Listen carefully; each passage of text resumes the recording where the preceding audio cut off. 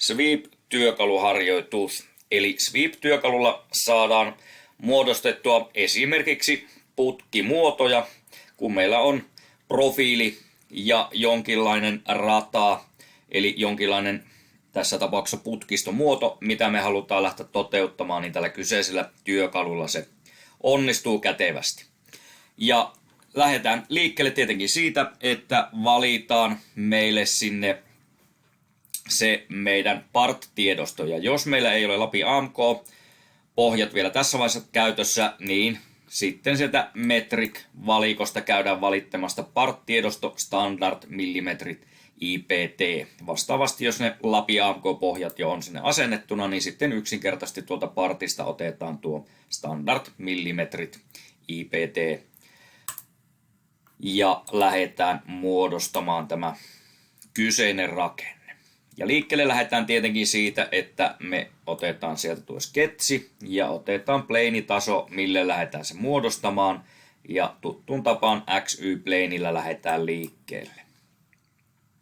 Ja kun meillä kyseessä on putki, niin tietenkin, tai putkimuotoa lähdetään muodostamaan, niin tietenkin meillä lähtökohtaisesti täytyy olla tiedossa, minkälaista putkea me käytetään, ja sen täytyy tietenkin vastata sitten todellisuutta, että sellaista putkea on saatavilla, ja siihen pystytään sitten hyödyntämään erilaisia materiaalivalmistajien taulukkoja. Tässä tapauksessa meillä on tuolla pyöreälle putkelle eri kokoluokkia, mitä on tarjolla, ja valitaan sieltä tuo 25 kertaa 1,5 seinämävahvuudella oleva pyöreä putki, mitä lähdetään mallintamaan. Ja lähdetään sirklellä liikkeelle, muodostetaan sinne kyseisen profiilin ulkohalkasijan mitta 25 ja sen jälkeen muodostetaan sinne sitten se sisempi kehä ja seinämävahvuus oli 1,5, niin sehän tarkoittaa, että putken sisähalkasia on 22 mm. Näin. Sen jälkeen otetaan finish ja lähdetään muodostamaan tälle kyseiselle profiilille sitten se rata, mitä pitkin me halutaan lähteä tätä muotoa viemään eteenpäin. Ja siihen me tarvitaan uusi sketsi. Ja nyt valitaan tuo sketsi sillä että se on tätä meidän profiilia poikkisuuntaisesti oleva, eli otetaan sieltä tämä kyseinen plane-taso. Ja aktivoidaan se, jolloin meillä näkymä sitten on siihen äskeiseen profiiliin nähden sivulta päin katsottuna. Ja otetaan laini ja lähdetään tuolta meidän orikopisteestä, eli pisteestä, mistä me muodostettiin se äskeinen profiilikin. Lähdetään sieltä piirtämään nyt sitten sitä linjaa, mitä pitkin me tuota putkea lähdetään tavallaan sitten toteuttamaan. Piirretään siihen karkeasti tämän muotoinen muoto ja sitten mitoitetaan se siihen. Eli otetaan dimensiotyökalu ja annetaan tälle ensimmäiselle viivalle mittaa vaikka 550. Zoomataan sitä vähän tuolta paremmin hollille tätä meidän työtä ja annetaan tälle mitta 300 ja viimeiselle pätkälle voidaan sitten antaa mitta sieltä vaikka 250. Näin. Ja tietenkin kun meillä kyseessä on putki ja taivutettu muoto, niin meillähän ei siellä 90 asteen kulumia voi olla, eli me muodostetaan sinne sitten fillet-työkalulla pyöristykset. Ja tuossa pyöristyksen muodossa sitten tietenkin täytyy myös huomioida työkalu, millä me sitä putkea tässä tapauksessa taivutetaan, ja myös sitten suositellut taivutussäteet, riippuen sitä putken materiaalista ja ainevahvuudesta. Karkeasti ottaen toi pyöristyssäde on noin 2-2,5 kertaa se putken ulkohalkasia, eli tässä tapauksessa noin 50.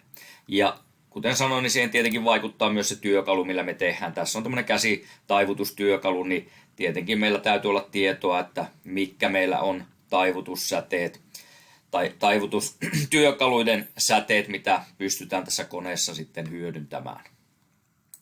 Eli ainahan pyritään suunnittelemaan se meidän tuote sillä tavalla, että se on myös valmistettavissa ja oikeista raaka-aineistakin. Eli otetaan fillet-työkalu ja laitetaan sieltä 50 nytten toi pyöristyksen säteeksi.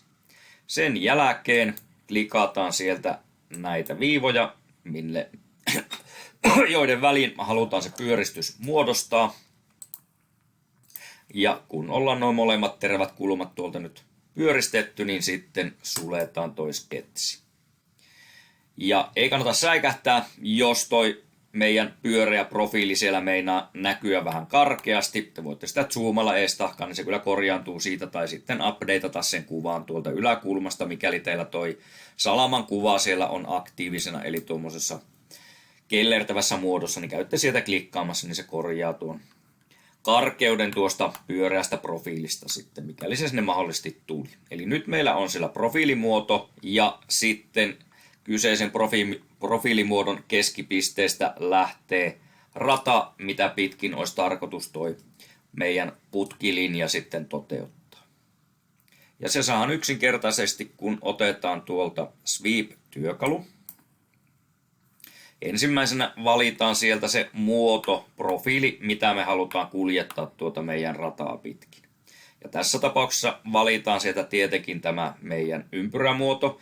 Eli olkaa tarkkana, se menee vihreäksi se muoto, mitä se lähtee kuljettamaan. Jos te koko alueen otatte vihreinä, niin sehän tarkoittaa, että se muodostuu silloin pyöreästä tangosta tuo rakenne, eli se ei ole ontto se muoto. Eli tarkkana otetaan tuo meidän muodostettu profiilimuoto, eli tuo kehä tuolta. Sen jälkeen aktivoidaan tuolta toi meidän polku, päät, ja klikkaatte sitten sitä keskilinja-viivaa, minkä olette sinne muodostaneet, ja siihen se sitten sen mukaisesti muodostaa tuon putken. Ja tosiaan muoto pystyy olemaan jokin muukin, ei tarvitse olla pyöreä, mutta huomioikaa sitten, että muodosta riippuen tietenkin ja pyöristyssäteestä riippuen tai näiden välisestä suhteesta riippuen, niin se ei välttämättä ala ihan utopistisia muotoja siellä toteuttamaan tietenkään. Sen verran tuo inventorikin sitä tarkkailee, että pystyykö se tekemään esimerkiksi tuon muotoisen taivutuksen tähän meidän kyseiseen halkasijaan nähen.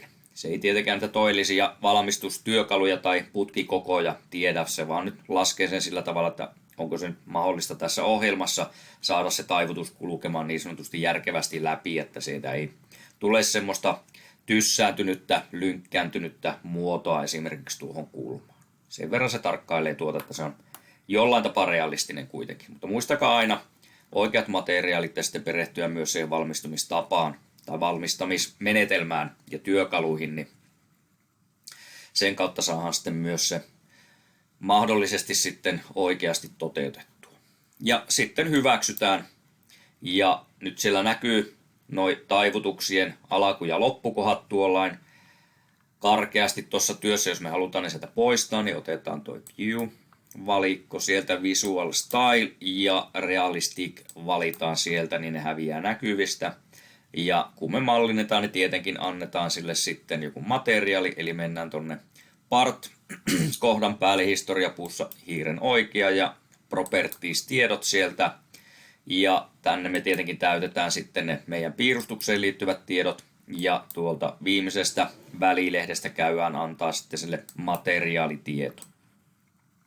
Tässä vaiheessa riittänee, jos sieltä käydään ottamassa vaikka jokin teräs, stainless steel ja harjattu otetaan sieltä. Ja tuosta kun me näpäytetään käytä, niin me nähdään, että se sinne aktivoituu ja closeataan tuo ikkuna. Ja siinä meillä on sitten siitä meidän ruostumattomasta teräksestä muodostettu putki. Muoto, putken pätkä taivutettuna. Eli tässä lyhykäisyydessään Sweep-työkalun käyttö.